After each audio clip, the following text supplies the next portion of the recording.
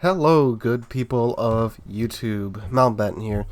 And today we're going to be talking about, well, just those super passive teams that has pretty much been infesting Tier 10 gameplay lately. And it's not just Tier 10. Tier 8 games are like this. And for those of you who don't know, I play mostly higher tiers, so Tier 7 and up. And it seems, especially from Tier 8 onwards, that the teams are just incredibly passive. And I am even talking about straight Tier 8 games. So when you're a top tier in a Tier 8 game, it's still fairly passive. And there's several factors that are contributing to this, at least in my eyes. And it's just so strange to have watched wargaming go from when I first started playing this game about 2 years ago. They were just pushing and pushing and pushing for players to get closer, to not be sitting in the back anymore, to just get up there in that nice mid-range gameplay rather than sit at the back and just snipe each other. And now it seems like they've done a complete 180 and are just supporting this more sit back, wait, and just sit there and wait for one side to just crush the other side and all out just steamroll, because that's what about 80% of games at higher tiers are like. They're just steamrolls one way or the other. There's very few quote unquote good games. And for me, a good game is when at least half of either team is gone and it comes down to just maybe 4 or 3-ish ships left alive on either side at the end of the game, because by that point, it's been a long battle and it's down to just these 4 ships, and no side has just completely mopped the floor at the other side. And that's a good game in my opinion. Now, there are some good games where most of the team members on both sides survive, and that can be due to cap points or just positioning and stuff like that, and those are good games as well. But most of the time, when most of one side is alive, then the game's just been an absolute raffle stomp of a match for either side. And that isn't fun. I mean, no multiplayer game is fun when you're just constantly getting steamrolled by the enemy team. And, is all of this in Wargaming's power? No, of course not. But some changes that they've made, some ships they've introduced, and some ships they've decided to not introduce into the game, it's quite interesting to see their line of thinking.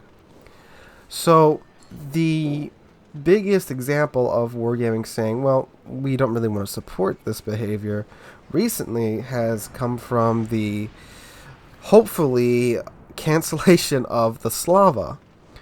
That cursed Kremlin that had the reverse gimmick of what the Soviet battleships had, to where the further it was away, the more accurate its guns were, and it's a Kremlin that's really accurate at long range, has Soviet AP and Soviet shell ballistics. That thing was just, if you haven't seen footage of it, I'm not a CC, so they didn't let me play with it.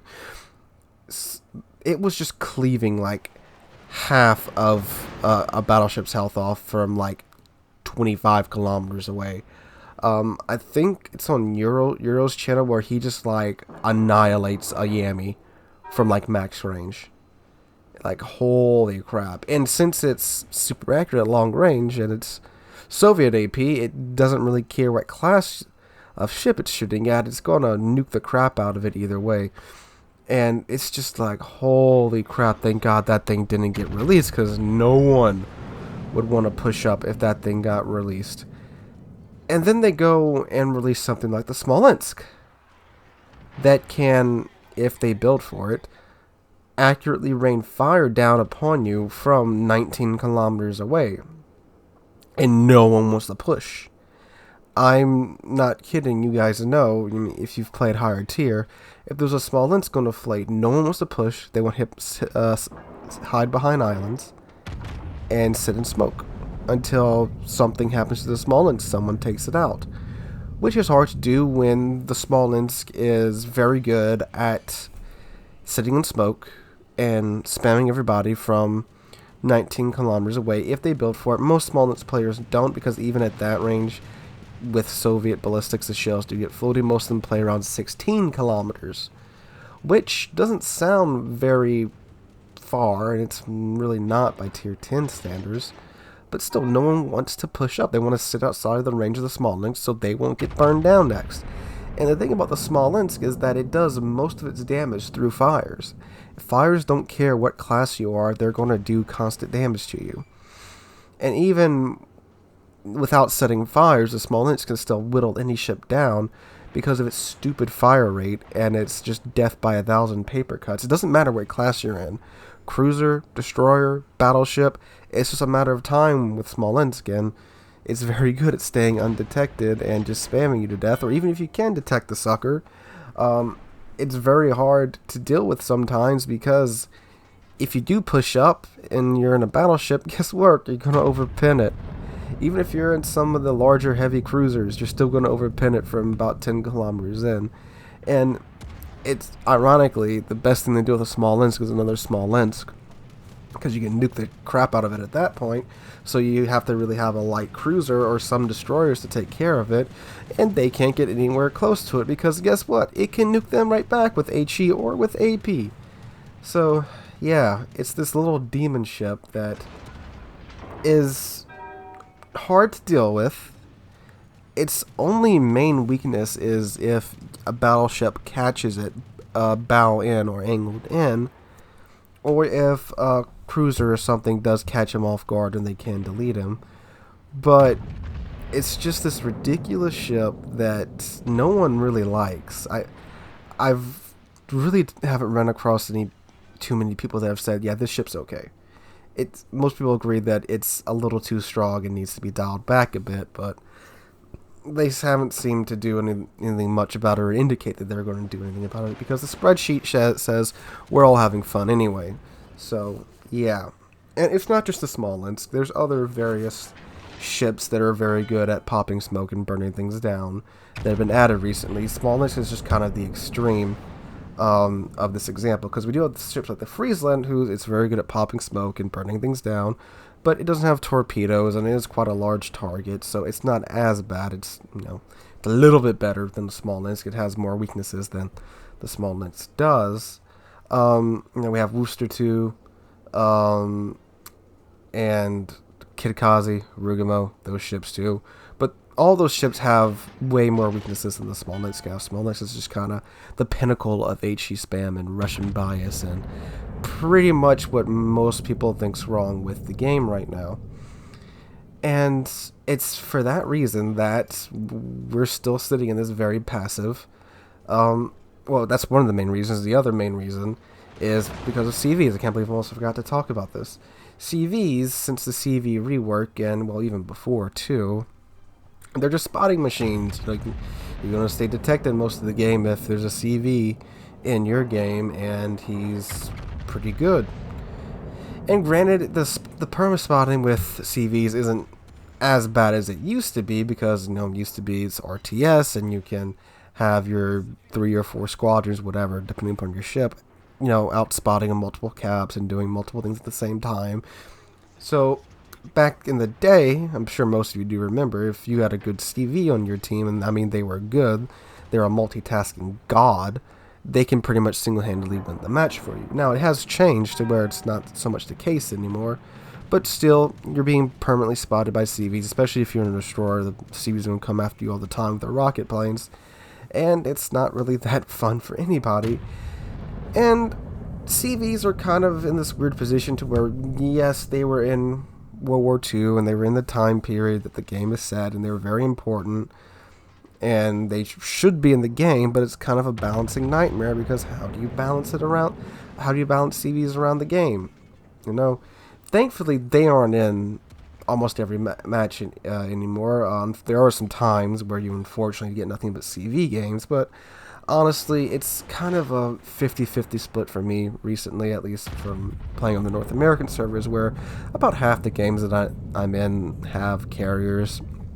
And that's not necessarily a bad thing, because it does force you to play more team-oriented. You have to stick together. You have to form a little fleet.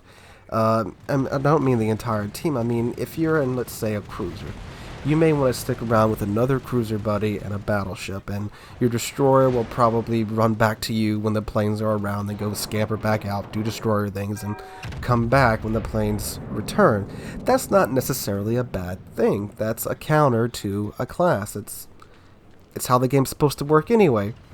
But you do have problems in balancing with some individual carriers, Enterprise, where they are just still godly, and then some carriers, Graf Zeppelin, which are kind of crappy. And it's just a combination. And when you have both of those things together, a carrier and a Smolensk, which the Smolensk is quite popular. I see it way more than carriers. Playing at tier 10, it's in like, if I had to throw up a number, like 7 out of 10 games that I play, there's a Smolensk involved. And no one wants to push a Smolensk because it can melt anything. Oh, and it has decent torpedoes too. It has torpedo range of 8 kilometers, so it can easily just torpedo anything that's coming in to get it. Oh, and it has hydro too, so it can see torpedoes that are coming into its smoke. Yeah. Boy. What were they thinking with Smolensk? I don't know. And it's a combination of those two factors that it's just really the two biggest things I've been noticing recently that have been leading to people just being extremely passive. And it's annoying, and they do need to address it. I mean, they're still working on carriers. Not as much so as they were way back at the beginning of the year when they were just swinging back between one patch carriers would be gods, next patch carriers would be useless. As far as like the power balance, I think carriers are okay right now. Like overall, general, they still need to do some individual tweaking on some individual carriers. And the spotting, it's annoying being constantly spotted during a game because the CV just wants to pick on you. But I don't really know what else they can do about that without just removing carriers from the game altogether, which I don't think they should do. Carriers should be in the game, but I don't know. I really don't know the solution to that because that's a hard problem to fix. But again, like I said, it's not really that big of an issue because, for me at least, from what I've been seeing, carriers are really only in about half of the games I play at tier 10. So I don't have to deal with them every single game. And I'm a battleship main. Carriers love to pick on battleships, especially German ones, because they don't have the best AA. So yeah. The Smolensk love to pick on German battleships because they're big and juicy and can burn down easily. Alright guys, that's my little ranty just discussion video for today, and I really just wanted to share these thoughts with you guys because the day I'm recording this, Friday, I played like 6 games, and every game had a carrier and a Smolensk in it. And the teams I had were extremely passive. They didn't want to push. And it seemed like these were the two biggest things preventing people from moving up, because wherever there was a Smolensk, wherever the carrier was at, no one wanted to move. As I'm sure as you've seen on the footage that's been rolling in the background. But anyway guys, that's just my thought on that. I'm just going to share my thoughts with you guys for that. So I hope you're having a great Saturday. And if you enjoyed the video, please drop a like, leave a comment, and subscribe. We're on our way to 8,000 subscribers now. You guys recently got us past 7,000 subscribers, and I cannot thank you guys enough for that. So again, hope you're having a wonderful Saturday. Hope to catch you guys in the next one.